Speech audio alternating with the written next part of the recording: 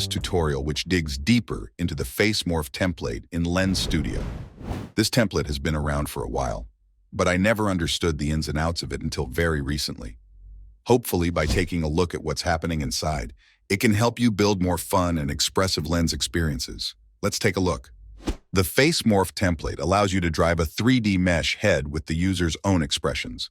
While you can do something similar with the expression controller script and blend shapes, this one allows for much more realistic face movements.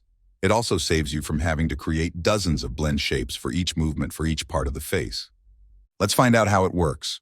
The Face Morph template uses Lens Studio's Face Mesh object, which deforms based on a 3D mesh's UV map. This means that the real key to using this template is not found in Lens Studio. It starts with how you set up your geometry in the 3D software of your choice. In my case, I'll be using Maya. Let's begin with a 3D object head model. You can use the downloadable model provided by Lens Studio or create your own.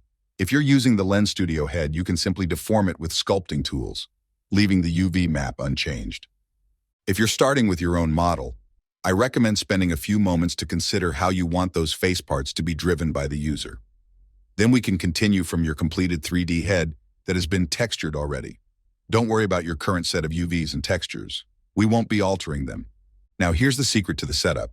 With your model ready in your 3D software, go into the UV Layout, UV Set Editor, and create a second UV set. We'll be referring to this as Face Morph UV Set or Set 2. This will be the set that Lens Studio uses to drive your model's expressions.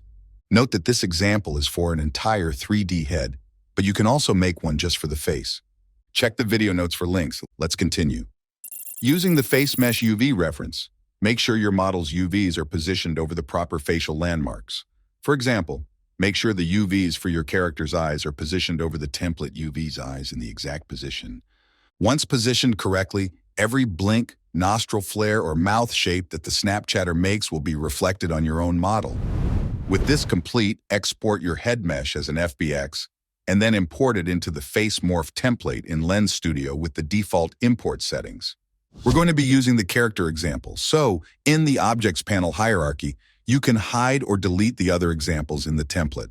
Also, we don't want the additional head attachments for this project, so disable or delete those as well. Now, under the head binding object, select the face mesh. In the Inspector panel, under Render Mesh Visual, you can see the face mesh, character example. Right-click on it and choose Select. You'll now see the options for the face mesh, character example. It will be selected in the Resources panel as well.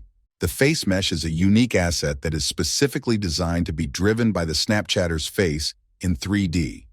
In the Inspector panel, under Render Mesh, make sure Skull is selected, then click on the External Mesh box. Now find your own imported head mesh and select that. Already, you'll see your own mesh is now being driven by the face expressions of the user. To get your texture working as well, go to the Objects panel, click the face mesh object again, then in the Inspector panel, right-click and select the body_MTL material.